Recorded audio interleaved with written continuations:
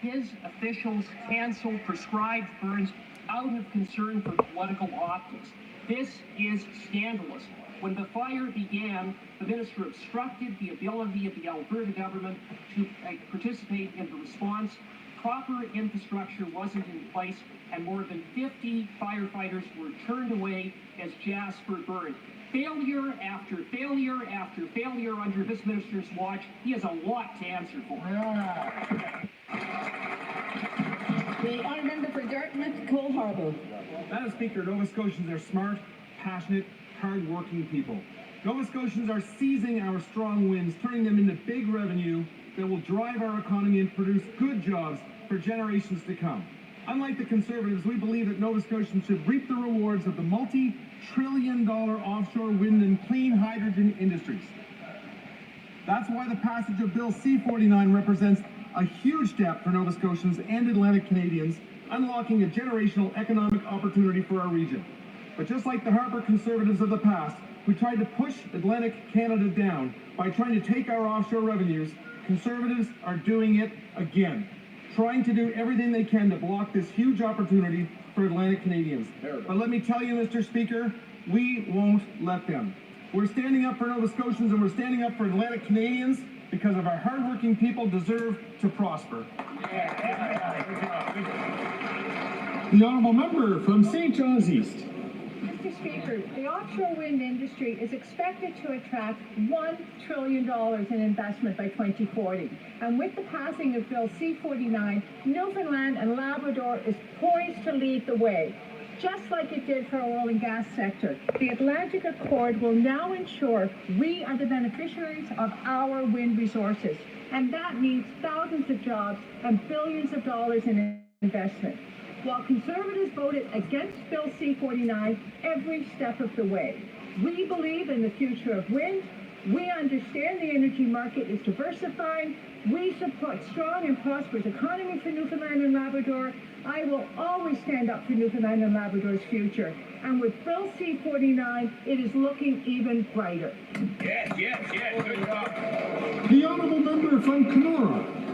Thanksgiving is just around the corner, and what should be a time of joy, family, and celebration is unfortunately become a stark reminder of the economic pain that this government has caused, Mr. Speaker. After 9 years of this NDP Liberal government, Canadians are struggling to afford essentials, and that includes food. In fact, 2 million Canadians are visiting a food bank in a single month. The food banks across Northwest Ontario are running out of supplies because demand is so high, and Canadians are paying $700 more for groceries this year than they did in 2023. And we know that the NDP Liberal coalition will, in fact, quadruple the carbon tax to 61 cents a litre if they are given the opportunity. So, Mr. Speaker, as Canadian families gather for the Thanksgiving weekend, they should know that only common sense Conservatives have a plan to axe the carbon tax, to bring down the cost of food and ensure that all Canadians across this country can afford to feed, heat, and house themselves once again. The honourable member from Sydney, Victoria. Mr. Speaker, I have tremendous news for the people of Cape Breton. Bill C-49, our offshore wind bill, is now law. Expanding on the historical Atlantic Accords, we have delivered groundbreaking legislation that will enable the construction of offshore renewable energy in Atlantic Canada. While support for this legislation was unanimous in the Nova Scotia provincial legislation, the federal Conservative leader shamefully directed his party to oppose countless jobs, billions of dollars worth in investments for sustainable growth. Bill C-49 sought input from Indigenous stakeholders, local businesses, the fisheries, and environmental advocacy groups to improve and pass this important legislation. It's a shame that no Atlantic Conservative member was brave enough to stand up to their leader. But on this side of the House, we will continue to fight for our environment, build economies of the future, and continue to advocate for Atlantic jobs. The honourable member from Calgary Centre. More proof that this NDP Liberal government is not worth the cost, the crime, or the corruption. Mr. Speaker, you have ruled that the NDP Liberal government violated a House order to turn over evidence for a criminal investigation into their latest $400 million scandal, effectively obstructing justice. The refusal to respect your ruling has paralyzed this House, sidelining our efforts to address rocketing skyrocketing housing costs, food inflation, and rampant crime. This is the latest in a litany of financial scandals with this government.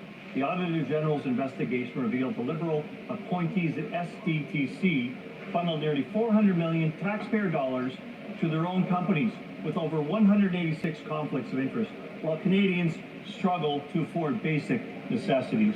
Will the NDP Liberal government end this cover-up, hand over the evidence to the police, and let Parliament get back to work for Canadians? The honourable member from Caribou, Prince George. Brianna McDonald, a vibrant, intelligent 13-year-old girl, was abandoned by a system that should have provided mental health care, that should have provided addiction care, that should have provided her with the care she so desperately needed to help her overcome her demons. The system failed Brianna. On August 23rd, Brianna was found unresponsive. She died by overdose, alone in a tent in a homeless encampment in Abbotsford, BC. Instead of providing her with the care she needed, she was given needles and taught how to use them. Brianna had just turned 13. Did the Prime Minister call? No. Did the Minister of Health and Mental Health call? No. Brianna's parents are in Ottawa today. What does the Prime Minister have to say now to the parents who, because of his failed radical drug policies, will never see their daughter again?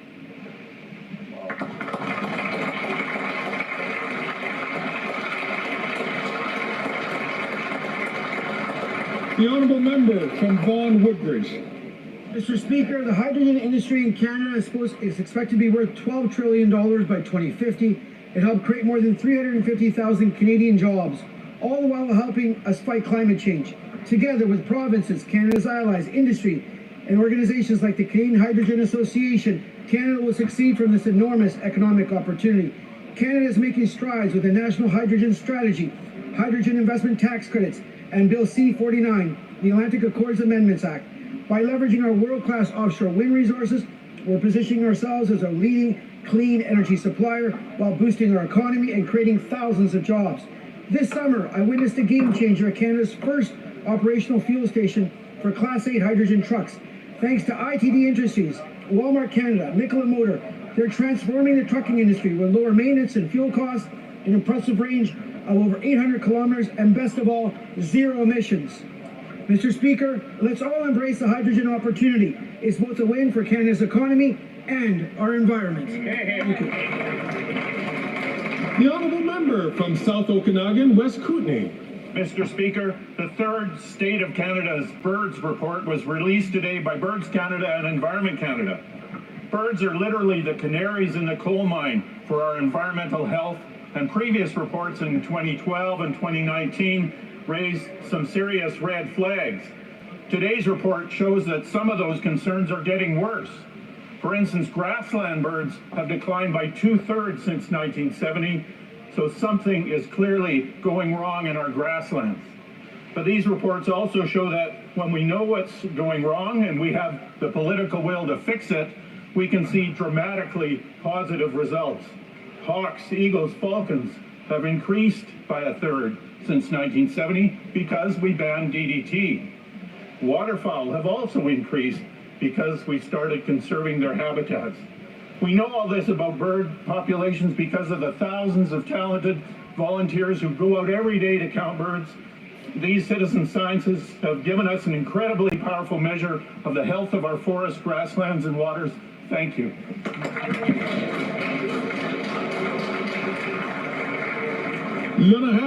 The Honourable Member Longueuil St. Hubert.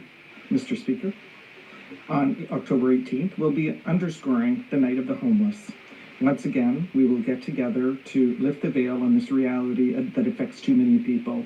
This year's theme is the 100 Faces of Homelessness, which highlights the different backgrounds, paths, and human beings that are hidden behind this misunderstood word. There is no one facet of homelessness. It can be a young person who ran away from an unstable home, an isolated elderly person who has been forgotten by society, a vulnerable worker who can't make ends meet, or someone suffering from mental health or addiction.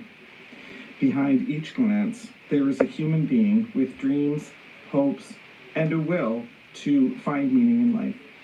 The Night of the Homeless is more than an event. It's a reminder of our collective responsibility, because behind each face, there is a real person, a story that deserves to be heard, respected, and supported. Thank you, Mr. Speaker.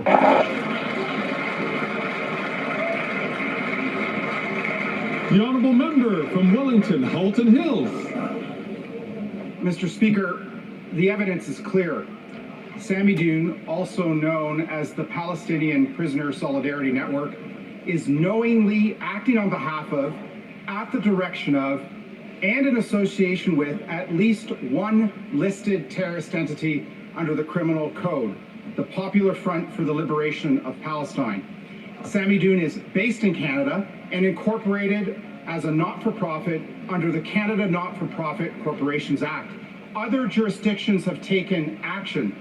Germany and Israel have listed Sami Doon as a terrorist entity, and the European Union has banned them from entry. The Liberal government needs to take terrorism seriously, needs to take anti-Semitism seriously, needs to take the evidence seriously, and list Sami Doon as an entity under the Criminal Code of Canada for terrorism.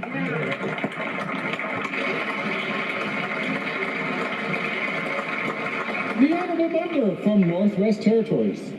Mr. Speaker, I'd like to welcome the members of the Northwest Territories Council of Leaders to Ottawa this week. This collaboration of both the territorial and Indigenous governments is a forum for cooperation and collaboration on shared priorities.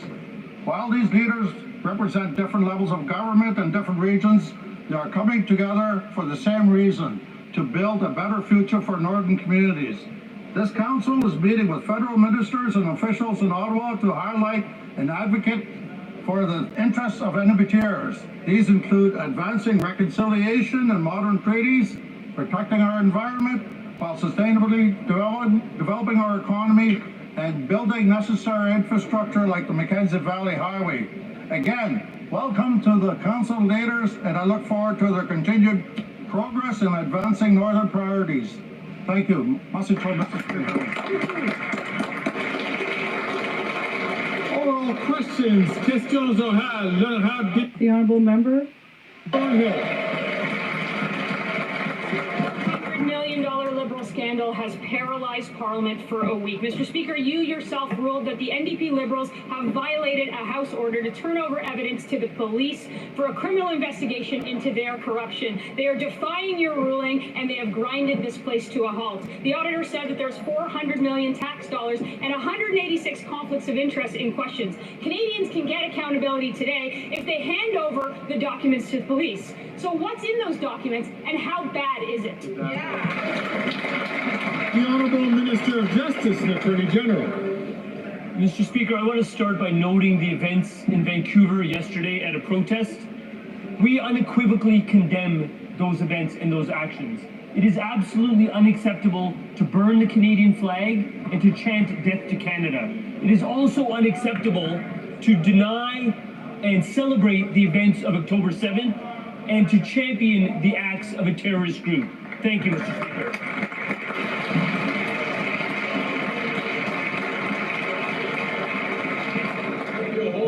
The honourable member from Thornhill. Glad that they found the courage to condemn something in this House, but whatever is in those documents, back to the matter at hand that I asked about, must be really bad if they're willing to hide the corruption. Months ago, the Auditor General found that the Liberal appointees gave nearly $400 million tax dollars to their own companies, 186 conflict of interest. I'll ask again for the 7th day in a row, will the NDP Liberals end the cover-up, give proof to the police so we can get accountability for the corruption and get Parliament back to work? The Honourable Leader of the Government in the House of Commons. Mr. Speaker, I think it's important I read your ruling into the record because the Conservatives didn't hear it the first time. The Chair, that's you, Mr. Speaker, is of the view that it would be valuable to afford an opportunity for the concerns expressed by the RCMP as well as by the Auditor General to be addressed fully, and I would hope for a mutually satisfactory solution to be arrived at. I believe the best way for this to be achieved would be to follow the usual course for a prima facie question of privilege, that is a referral to the Standing Committee on Procedure and House Affairs. We're ready to send this matter to committee. When will the Conservatives do that? Just going to ask all members, please, not to take the floor unless they've been recognized by the chair.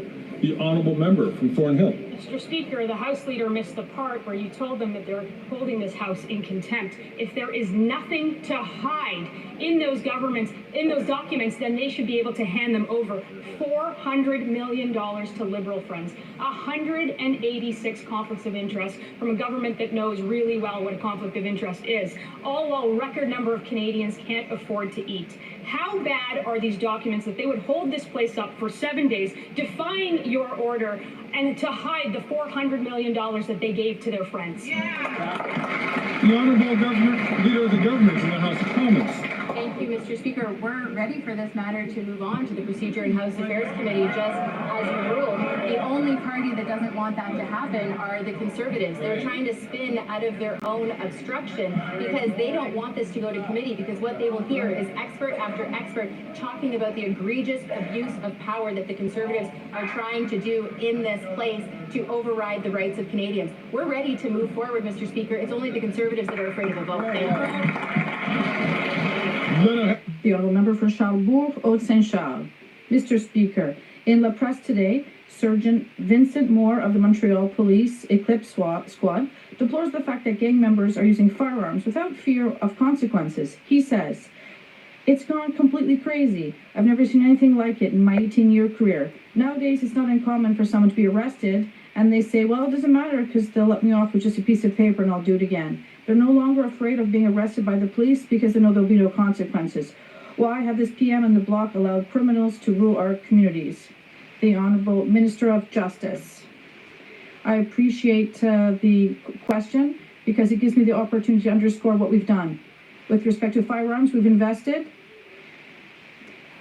roughly $400 million against guns and gangs. Was the Conservatives, like the member across the way, voted against?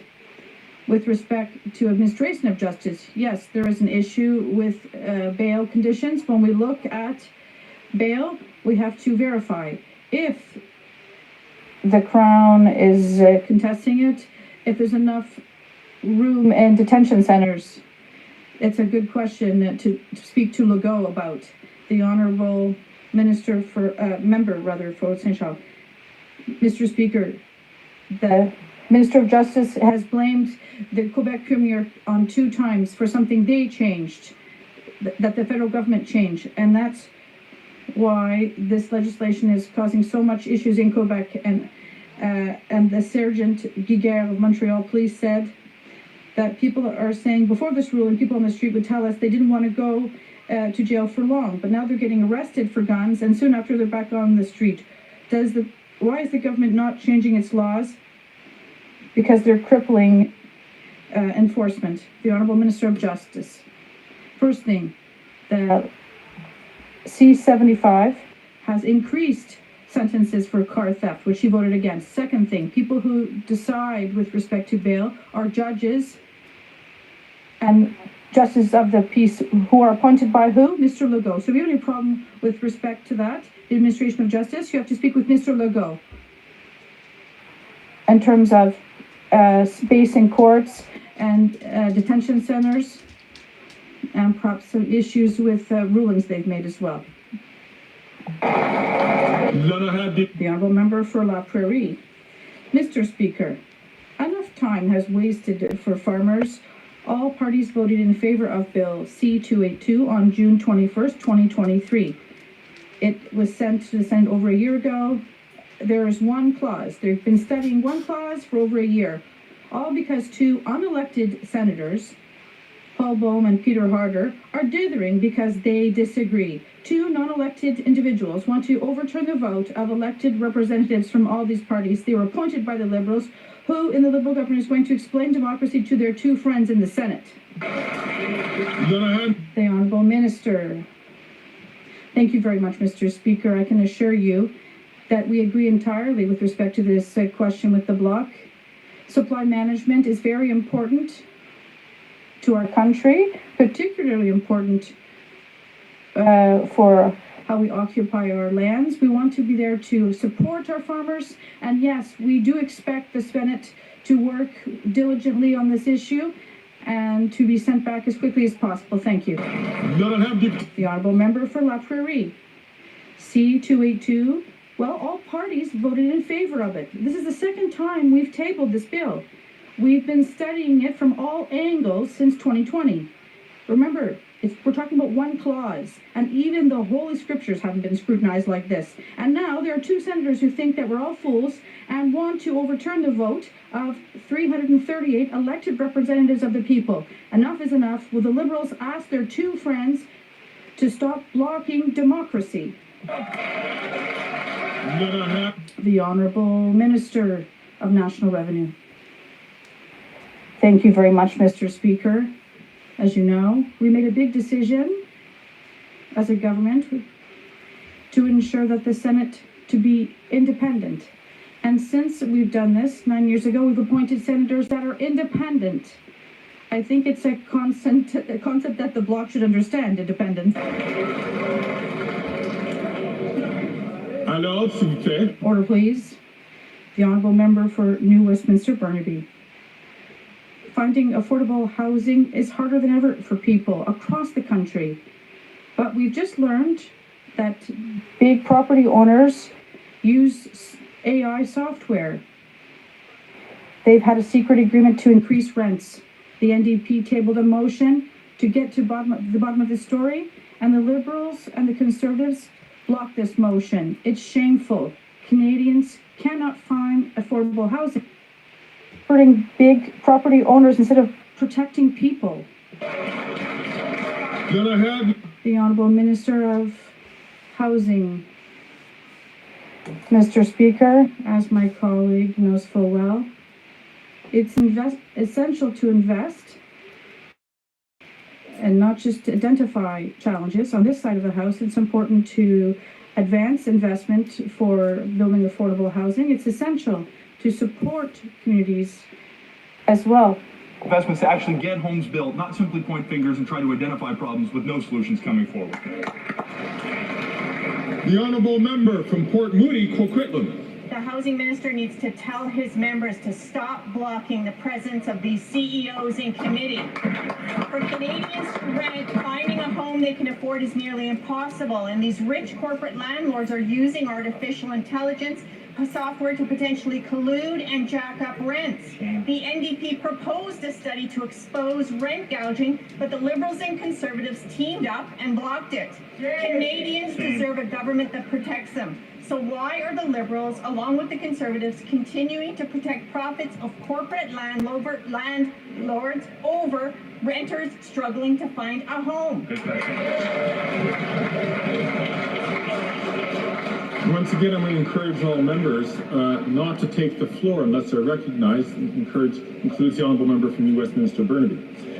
The Honourable Minister for Housing, Infrastructure and Communities. Mr. Speaker, my colleague with the NDP has suggested for the Minister to tell my colleagues what to do at committee. On this side of the House, I can tell you it's my colleagues who tell me to increase investments to build more affordable housing. The NDP have made a point to point out where there may be some challenges where I actually agree that we need to address. The difference is on our side of the House, we actually are advancing solutions to address them. We are putting billions of dollars on the table to build more affordable housing, to build more cooperative housing, and to help nonprofits buy up that low-cost housing on the market to keep it affordable forever. If the NDP want to turn their mind to solutions, I'll listen. Until then, I'm going to continue acting. The Honourable Member from Regina Capel.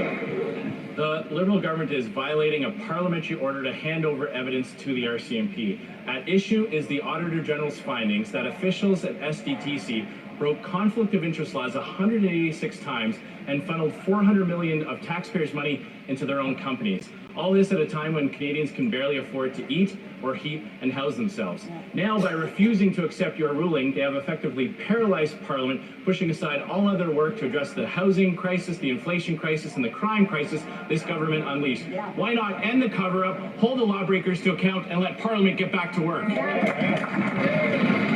Honourable Leader of the Government in the House of Commons. False. Mr. Speaker. Mr. Speaker, that member sat in your chair at one point, and I think he would have an interesting perspective if the opposition was not following his ruling as he is doing. I quote, and I repeat, what you said, Mr. Speaker, is I believe the best way for this to be achieved would be to follow the usual course of a prima facie question of privilege, that is, a referral to the Standing Committee on Procedure and House Affairs. The government is willing to do that. We're willing to vote in favor of it. The only party that is holding Parliament up are the Conservatives because they don't want the truth out there. Thank you, Mr. Speaker. And ask the honourable member from South Shore St. Margaret's, please, not to take the floor unless recognized. The honourable member... Order. The honourable member from Regina Capel. If she scrolled up just a little bit more on your ruling on the website, Mr. Speaker, she would see where you ruled that withholding evidence after a parliamentary production order is a contempt of Parliament, Mr. Speaker. We're talking about Liberal insiders funneling cash into their own pockets. Why don't they want to get to the bottom of this? Yeah. And while Conservatives are putting forward real solutions to lower taxes, to make housing more affordable, and to end the crime wave that this Prime Minister unleashed, this government is going to great lengths to keep this information hidden. They're effectively obstructing justice. Why not let Parliament get back to work and hand over the evidence to the RCMP? The Honourable Leader of the Government in the House of Commons. Thank you, Mr. Speaker. I'm not even sure the House Leader of the Opposition believes his own spin. He could scroll down a little bit and see what you asked of him, which was to prepare a motion that you said you would accept to send it to committee to be studied. Mr. Speaker, we welcome that. We will get this studied. Let's get this out of the House. But there's only one group of MPs that don't want that to happen, because what will come out is they are trying to abuse the extraordinary powers of this place, override the rights of Canadians, and get rid of police independence. Mr. Speaker, that's not acceptable. The honourable member from Leeds, Grenville, Thousand Islands, Rita Lakes. Look, this is a case of $400 million and 186 conflicts of interest that are benefiting Liberal insiders lining their pockets while Canadians are lined up at food banks. The response from the government to a parliamentary order to produce the documents is, first of all, to break the order so that they can bury it at committee, while Conservatives want to make sure that this corruption, this scandal, sees the full daylight that it's deserved, and a referral to Canada's Royal Canadian Mounted Police so they can decide to take a criminal investigation. Oh wait, we've learned that they are already investigating the latest corruption with these Liberals. Will they turn over the documents today? The Honourable Leader of the Government in the House of Commons. Mr. Speaker, your ruling was very clear. Send this to committee. There's only one group of MPs that are afraid of that going to committee, and we are prepared to vote on that, Mr. Speaker. Let's send it to committee. Let's have that debate. The only group of MPs that are obstructing their own obstruction, because they don't actually want to help Canadians. All they want to do is serve themselves and their own partisan interests. Mr. Speaker, let's get this out of the House. Let's get it to committee so that we can get back to the important work of serving Canadians. Thank you, Mr. Speaker. The honourable member from Leeds, Grenville, Thousand Islands, and Rita Lakes. Then she wants to get it out of the House. She wants to get it out of the sunlight, the daylight. They want to bury it at committee. They don't want Canadians to know about the latest example of Liberal corruption. We see that conflicts of interest are very common over there. That Prime Minister broke the law twice. The Public Safety Minister broke the law. The Trade Minister broke the law. The Liberal appointed chair of this Green Slush Fund broke the law. Every time these Liberals get a chance, they enrich their friends. They want to hide it from Canadians. Conservatives want to get the truth, we want to get accountability, and we want Parliament to be able to get back to work for Canadians. Will they turn over the documents today?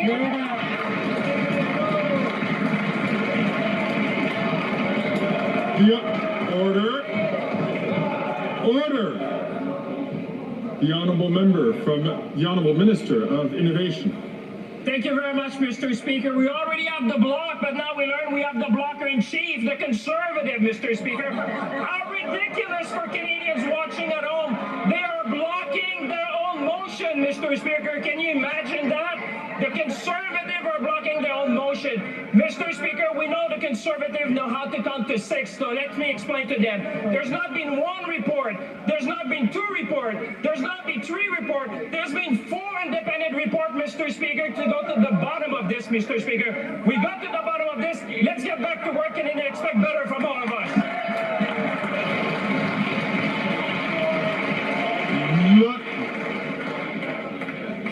Order, please. The honourable member for Lévis-Lotbinière. Mr. Speaker, according to one senior civil servant, there's a lot of negligence and laziness, and there's also sheer incompetence, and the situation is simply unsustainable. And the SDTC activities are almost at the level of the sponsorship scandal when it comes to the allocation of funds. Canadians' tax dollars are being squandered without consideration, and nothing's being done on the other side of the House to remedy the situation. Will this Liberal government deal with this scandal as quickly as possible? The Honourable Minister of Innovation. Mr. Speaker, the Conservatives are waking up. As if this was news.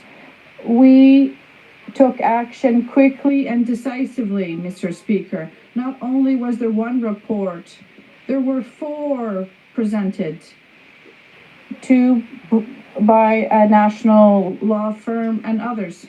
We investigated, we took action, and it is time, Mr. Speaker, for this Parliament to resume its work in the interest of all Canadians. Thank you. The Honourable Minister for Lévis-Lotbinière. Mr. Speaker, in the Green Slush Fund scandal, the government is openly refusing to provide the documents required for the RCMP to investigate corruption at SDTC, where the Liberals allowed their friends to benefit from taxpayers' dollars, as uncovered by the Auditor General. Mr. Speaker, will the Liberals put an end to the cover-ups and provide the police with the evidence so that the Parliament can work in the interest of all Canadians? The Honourable Minister of Public Services and Procurement. Thank you very much, Mr. Speaker. Let's be very clear. My colleague has already clearly explained this, but since we're talking about the RCMP, allow me to provide a comment from the Commissioner. I'd like to underscore that the RCMP is operationally independent, and it respects the independence of the police force.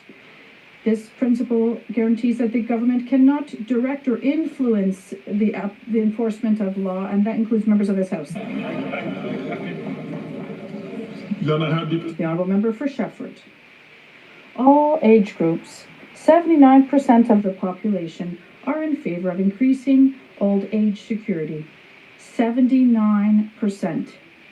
Regardless of your age. You don't have to be between 65 and 74. Everyone agrees. Why is that? Because people respect their elders, because the world shows solidarity, and if we can improve the living conditions of those who need it, well, we're all for it. Even in the chamber, we agree, except the Liberals. When will they listen to reason, show they have a heart, and give C319 royal recommendation? The Honourable Minister of Employment and Seniors. Mr. Speaker, the Bloc has never taken one opportunity to support seniors. In terms of the GIS, they voted against it. For dental care, that 14,000 people from Shefford had benefited from. As of today, the Bloc voted against it. For all the housing measures for seniors, the Bloc was against it. When will they say yes to our seniors, Mr. Speaker? The Honourable Member for Shefford. Since he was appointed Minister of Seniors, the only achievement of the member for Gatineau has been to turn his back on the 65 to 74 age group. All he's done is play petty politics when it's time to step up to the plate. He's promoting Liberal interests when it's time to think of our collective interest. An old-fashioned politician with no sense of state. It's not too late. He can still act for the common good.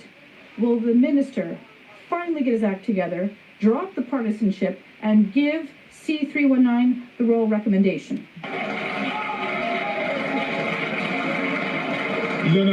The Honourable Minister of Employment and Seniors. Mr. Speaker, my track record for seniors and all the Liberals from Quebec members, all our achievements, well, we could compare the two, what they've done at the Bloc. They voted against dental care. They voted against the increase in GIS. They voted against for housing investment for seniors. Every time we made a proposal to help Quebec seniors, the VOC rose together against them. The 35 Quebec Liberals from members from Quebec always voted for these measures. The honourable member for Shefford. What's more, the minister offers conspiracy theories to explain why he's no intention of doing anything for seniors.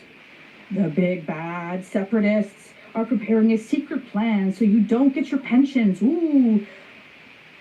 Old fear-mongering from the 80s. He's talking about winning conditions and independence. So are we. We think that improving seniors' living conditions is a win-win situation and it helps ensure their independence. Instead of scaring people, can the minister get to work for people and give C319 its royal recommendation?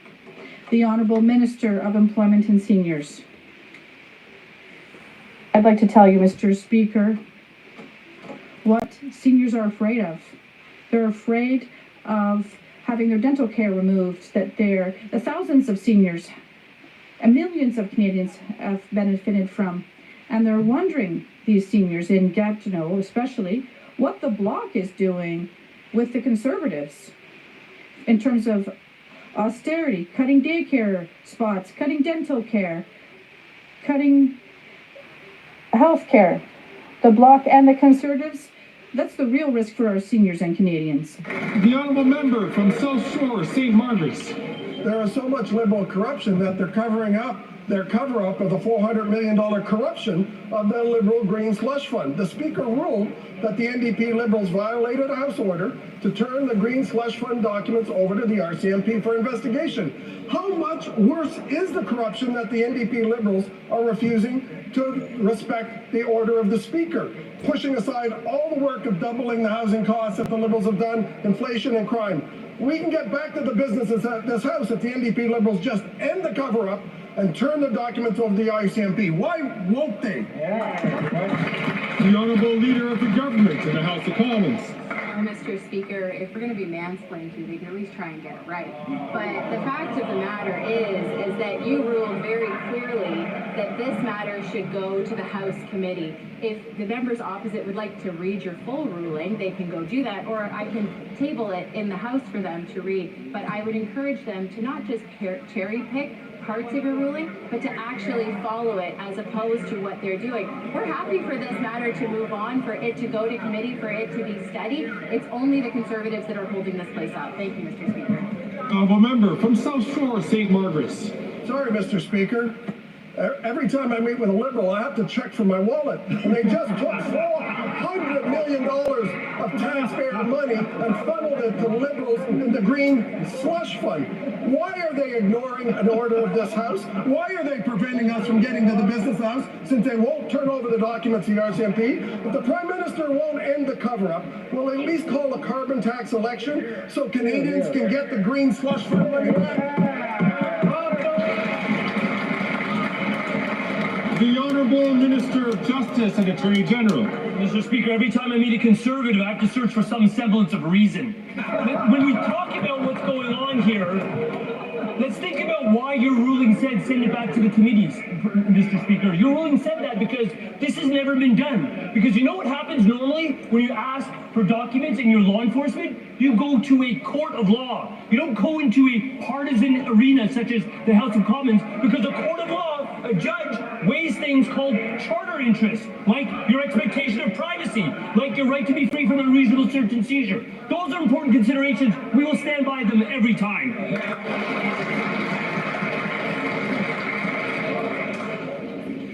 The honourable member from Brantford Brent. Mr. Speaker, the latest $400 million scandal from this Liberal government has paralyzed Parliament. The Auditor General found 186 conflicts of interest, with close to $400 million handed out to corrupt Liberal insiders, all at a time when Canadians cannot afford to eat, heat, or house themselves. It begs the question, how damning is that evidence that they have grounded Parliament to a halt simply to hide the truth from Canadians? No question. The Honourable Minister of Justice and Attorney General. Mr. Speaker, I enjoy the interventions from the member opposite, but I also appreciate his experience as a former Crown prosecutor. He used to work closely with the police. And what he would recollect from his past career is that those police operate independently from him as a former Crown, and certainly independently from politicians. Why do they do that, Mr. Speaker? So that we can have confidence in our institutions in this country. You know who doesn't have confidence? People that live under authoritarian regimes. Instead of emulating authoritarianism, how about you join this side and learn how to fight against it?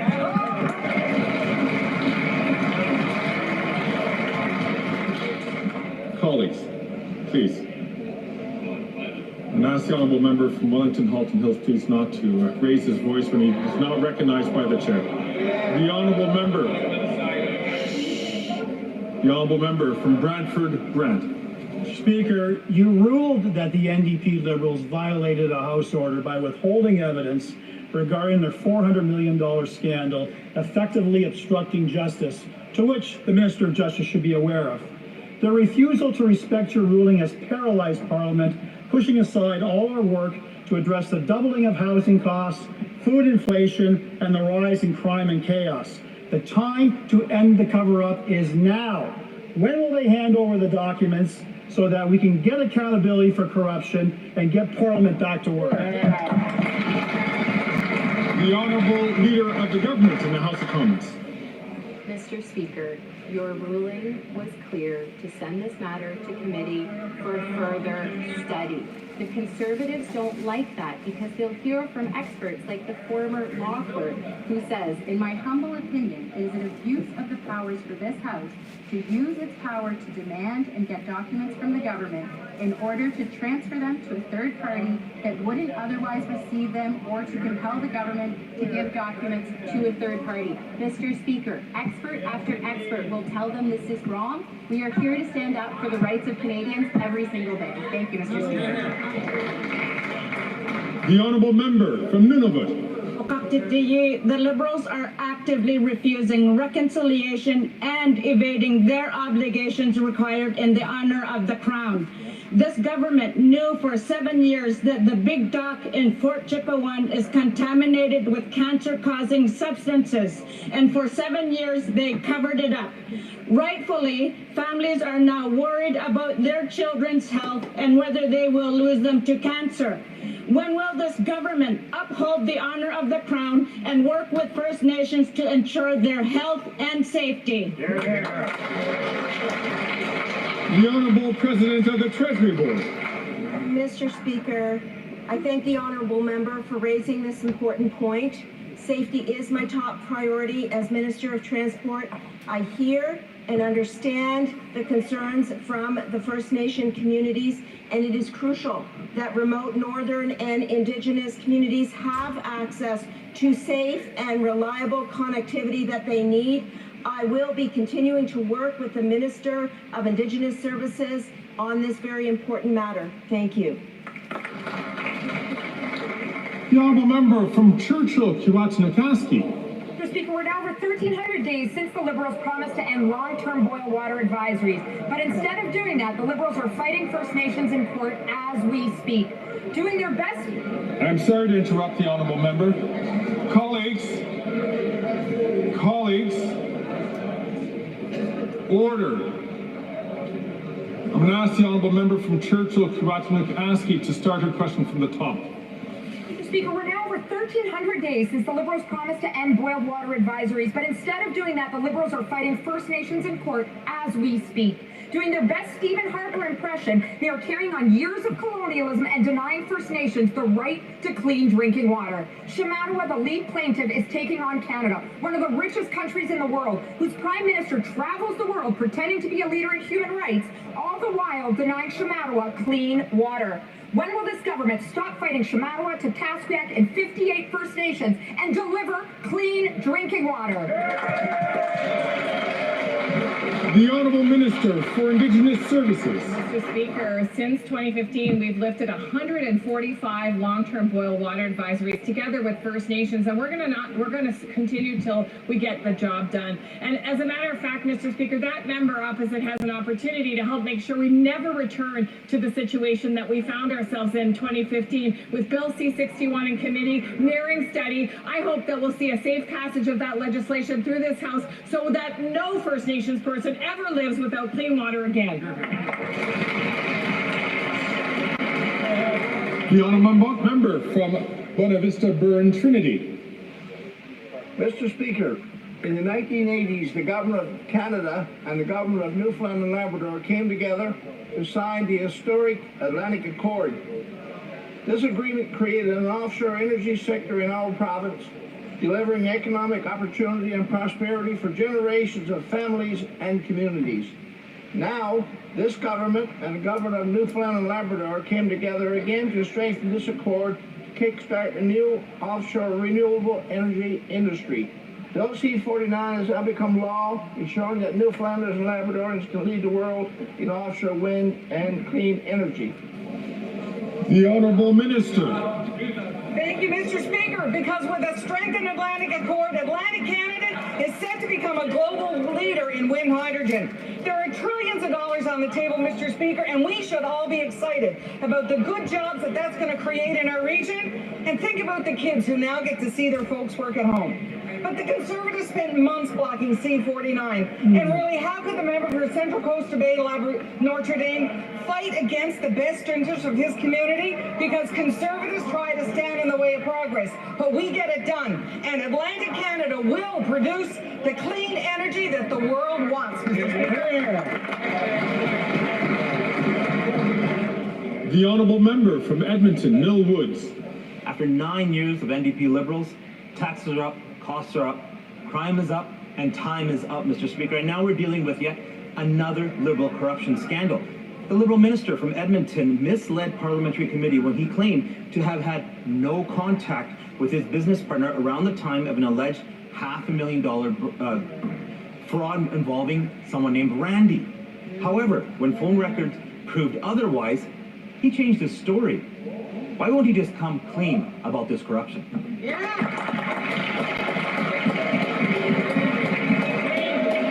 The Honourable Order. The Honourable Leader of the Government in the House of Commons.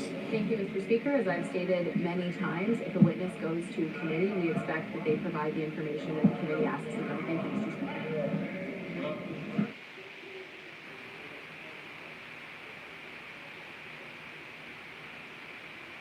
The Honourable Member from Edmonton, Mill Woods. Speaker, it's clear from that answer that the corruption cover-up continues. The Liberal minister from Edmonton first said that he did not text with his business partner, but now that there's clear evidence that he did. It is no coincidence that after months of looking into this matter, there is no other Randy who can be identified other than the Liberal minister from Edmonton.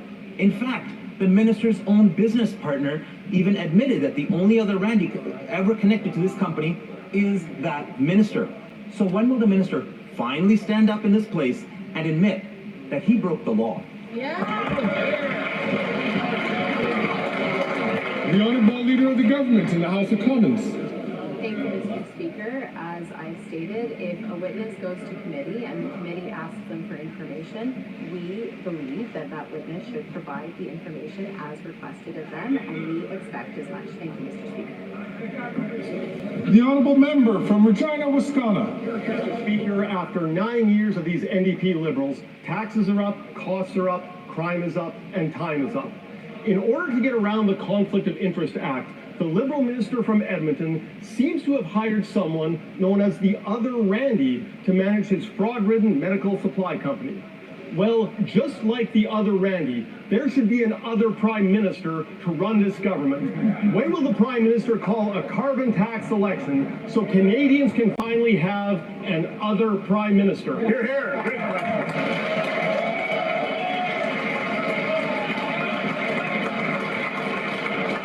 The Honourable Leader of the Government. Government in the House of Commons. Mr. Speaker, all of us come to this place because we want to serve Canadians. The Liberals on this side of the House want to be able to deliver important measures for them.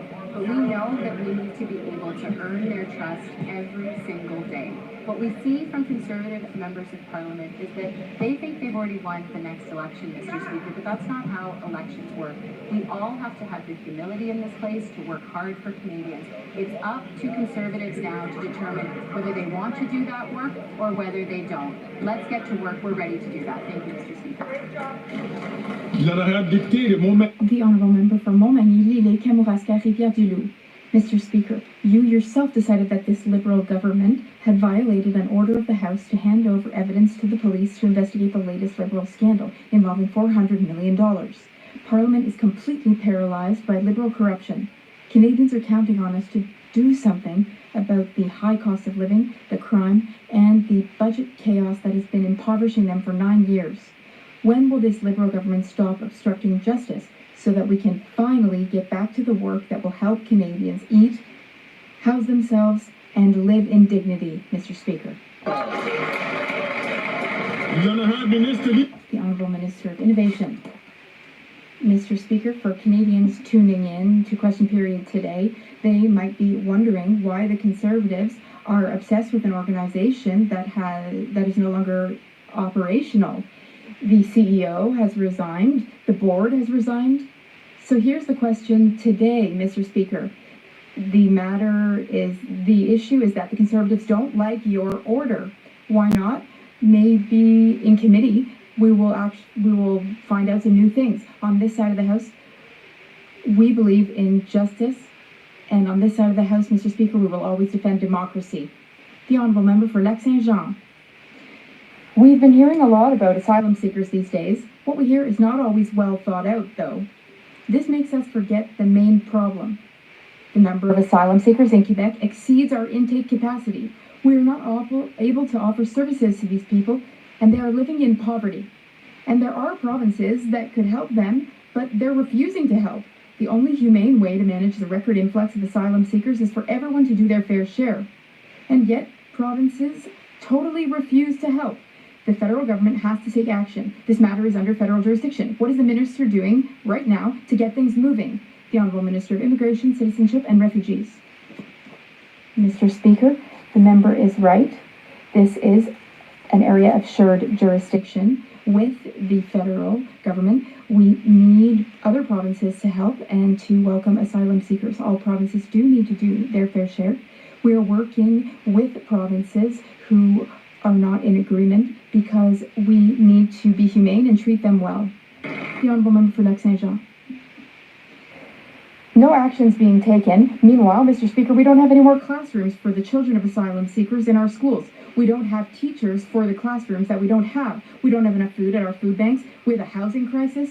As we speak, though, there are new people at Montreal's Trudeau Airport applying for asylum. They will join the growing ranks of victims of all these crises I just listed. The provinces are doing nothing, the Liberals are doing nothing, and the Conservatives are hiding. Mr. Speaker, what will it take for Canada to do something? The Honourable Minister of Immigration, Refugees and Citizenship. Mr. Speaker, there is a shortage of teachers in Quebec and in the rest of Canada. That's not new. Asylum seekers are not the reason there is a teacher shortage in Quebec. I wonder whether the member read the letter that I sent to my Quebec counterpart, Jean-François Roberge. There has been progress, though. Yellowhead. After 9 years, NDP Liberals, taxes are up, costs are up, is up. This radical environment minister ignored experts who warned Jasper faced a devastating wildfire if nothing was done. His officials discussed canceling prescribed burns for political optics, and now we've learned 50 firefighters and 20 fire trucks were turned away as a third of Jasper burned. Thousands are homeless and nearly $1 billion in damage. Mr. Speaker, will the Minister of Environment stand up and apologize to the people of Jasper for his failure?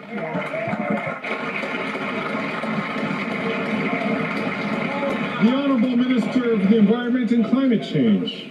Mr. Speaker, the member opposite knows that the discussion between those Parks Canada employees was to determine whether or not they would do prescribed burns or mechanical removals. He knows that, they know that. To try and insinuate that because they didn't want to do prescribed burns, we did nothing is simply false. In fact, Mr. Speaker, we invested 40 times more in forest fighting capacities around Jasper than they did when they were in power, Mr. Speaker. And the company he talks about has no relationship with Parks Canada. They're a company that worked for the Alberta government. Happy to give him the number of the Premier in Alberta if he needs it.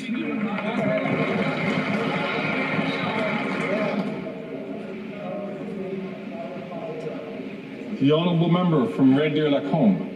After 9 years of this NDP Liberal government, taxes are up, costs are up, crime is up, and time is up. The latest revelation, 50 firefighters and 20 fire trucks were turned away from Jasper National Park just before the town burned. These brave firefighters were ready, willing, and able to fight these fires, but were ordered to stand down. So now the only question that remains is, would the minister categorize the results of his leadership in this as incompetence or negligence? The Honourable Minister for Official Languages.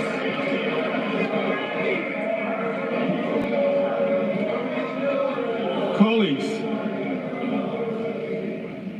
the Honourable Minister. Mr. Speaker, thank you very much. And my honourable colleague has heard from the Minister for Parks Canada. That company in question was in the employ of the Government of Alberta, and the matter was resolved. Mr. Speaker, I have been in regular contact with Mayor Ireland and his council, as have other members in this government, other ministers, other MPs. Mr. Speaker, we are working with Mayor Ireland, his council, and Jasperites every week to make sure that Jasper comes back better than ever before, because that's what Albertans and Canadians expect of us.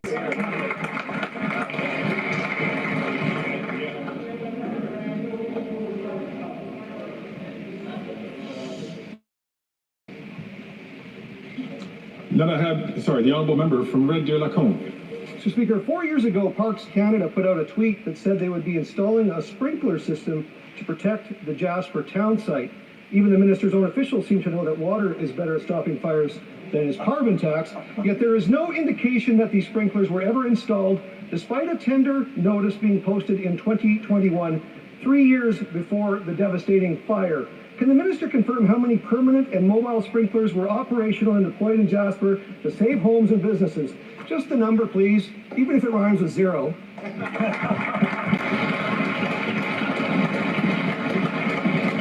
The Honourable Minister for the Environment and Climate Change.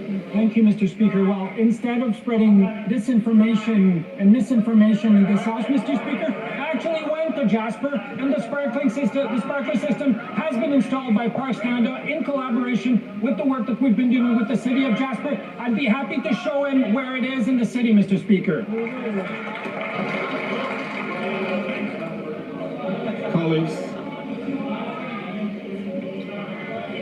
Colleague, it is so important for members to only take the floor, so not only that we can hear the questions and that, and I'm also referring to the Honourable Member of Lakelands, please, if we only take the time just when we have the microphone to speak so that we can all hear, especially people who require the use of translation. It's being respectful for our colleagues to making sure that they can hear the questions and they can hear the answers. The Honourable Member from Kings Hants. Speaker, Stephen Harper referred to Atlantic Canada, and I quote, a culture of defeat. When the Conservatives were in government,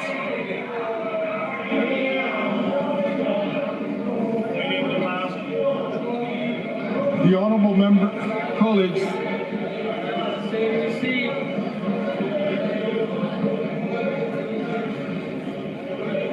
Colleagues, the more time that I'm spending up on my feet, the less time we have for questions. So I'm going to ask members, please.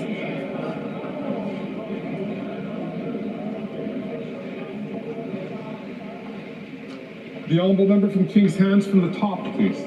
Speaker, Stephen Harper referred to Atlantic Canada as, I quote, a culture of defeat. When the Conservatives were in government, when they amended the Atlantic Accords, they put our region's interests in the back seat.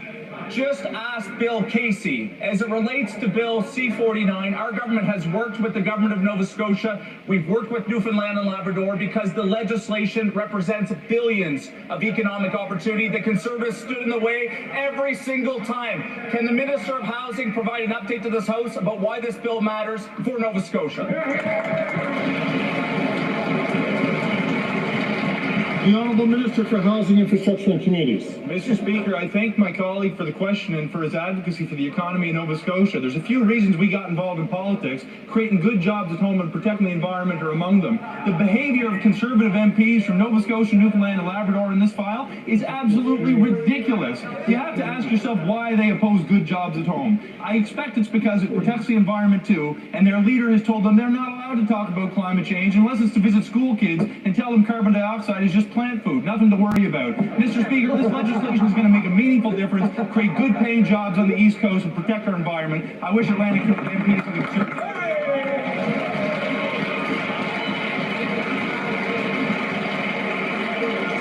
The Honourable Member from Charleswood, St. James, Assiniboia, Headingley.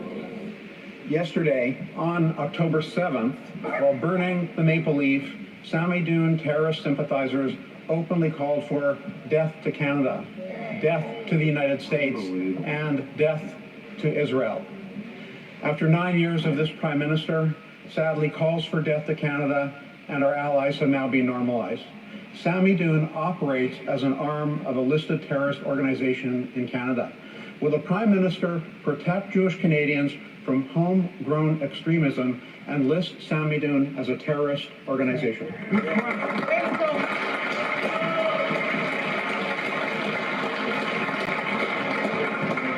The Honourable Minister for Foreign Affairs. If there's one thing today we will be able to agree is that we both condemn what happened yesterday on the streets of Vancouver talking about. And that's why we will always condemn any form of anti-Semitism. And I'm convinced that everybody in this House will condemn any form of anti-Semitism.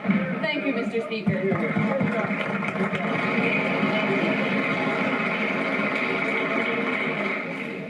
The Honourable Member from Toronto, St. Paul's. Mr. Speaker, in March of this year, Sami Doon paraded through my riding to intimidate our Jewish community.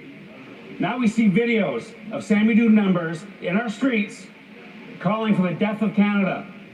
Long live October 7th, and calling the Hamas terrorists their heroes while they burn the Canadian flag. This government has done nothing to put a stop to these pro-genocide, anti-Semitic, anti-Canadian mobs who threaten our Jewish communities nationwide. Will the Prime Minister commit to protecting our Jewish communities and label Sami Doon a terrorist organization?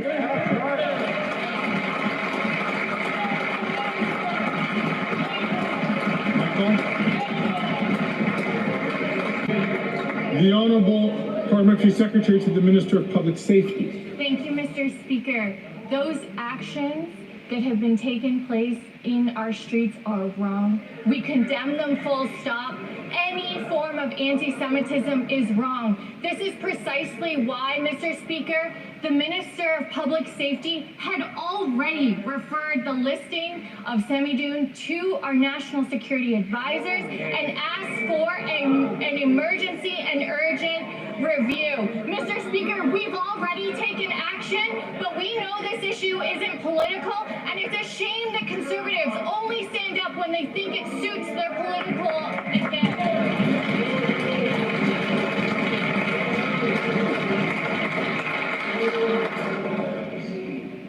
Colleagues, these are very important questions and very important answers. I'm asking the Honourable Member from St. Albert, Edmonton, to please not speak out of turn and allow the questions and answers to occur uninterrupted. The Honourable Member from Thornhill.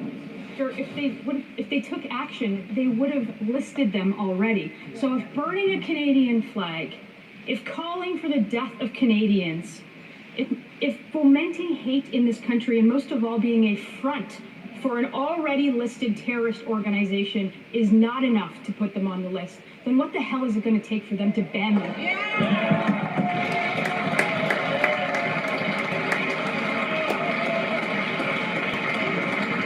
Very quickly, before we go to the answer, I'm just going to ask the honourable member to withdraw the unparliamentary language. The honourable member.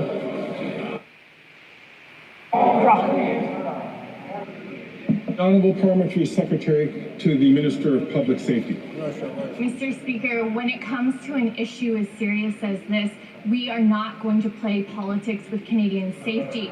But when it comes to listing of terrorist entities, the members opposite know full well it is not a political decision. It is based on the national security services of this country, but it's precisely why the minister had already sent it for an urgent review, understanding that this hate is unacceptable in Canada.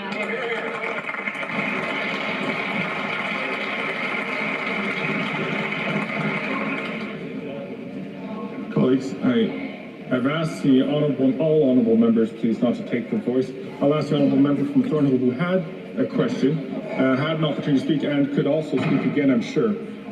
Please do not speak out of turn while other members have the floor. The honourable member from Halifax West. Parliament recently passed Bill C-49, which will create an offshore wind energy sector in Atlantic Canada, in my region. This will mean jobs, investment, and clean energy. Despite all this, the Conservatives opposed C-49 and opposed renewable energy. The Conservatives have put their ideology ahead of Canadians. Can the Environment Minister explain why Canada must take advantage of economic opportunities that come with the energy transition? Thank you. The Honourable Environment and Climate Change Minister. Thank you, Mr. Speaker. Mr. Speaker, the energy transition represents 400,000 more jobs in Canada by 2030, and the offshore wind sector will be a $1 trillion industry. This equates to hundreds of thousands of jobs in clean energy. But these jobs are not guaranteed. In order to create them, we need an ambitious climate plan. That's why we passed Bill C-49, which will allow for development of offshore wind energy in Canada. Unfortunately, the Bloc has joined forces with the Conservatives to oppose renewable energy. Our government will fight to take advantage of these economic opportunities and to create these jobs, even if the other parties are turning their backs on the fight against climate change. The honourable member from Hamilton Centre. Mr. Speaker, new data reveals that 1 in 4 Canadians are forced into precarious gig work. And under the Liberals, the cost of living has exploded while wages have fallen behind. More than ever, workers need and deserve more power, protection, and pay. And joining a union is the best way to get that. So while Liberals continue to undermine unions and Conservatives want to tear them down, New Democrats will always be Canada's only Labour Party. So will this government support the NDP's plan for sectoral bargaining so that gig workers can benefit from a union card? Hear, hear. The Honourable Minister. Speaker, whether it's sticking up for replacement workers, whether it's doubling the union training investment fund, Mr. Speaker, this is the most labor-friendly government in the history of our country. We are union proud, we are union friendly. We're going to continue to make sure that we grow this economy from the bottom up and the middle up, and that means with good union workers.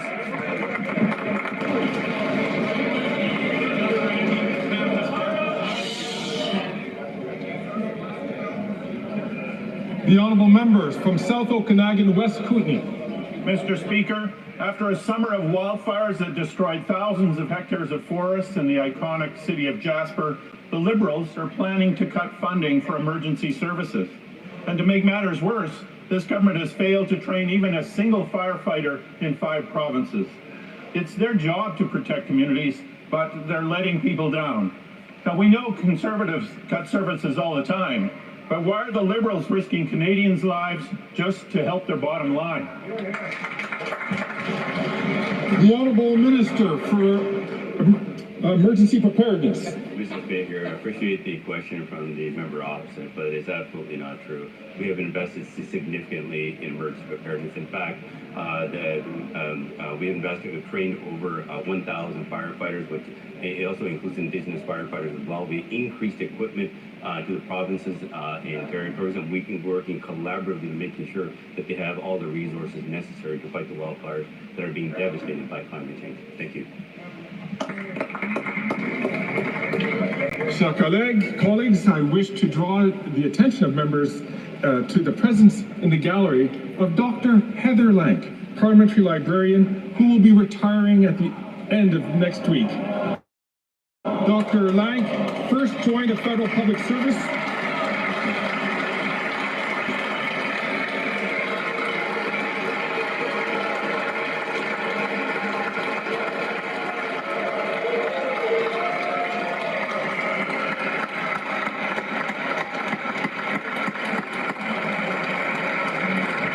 Colleagues, Dr. Lank first joined the federal public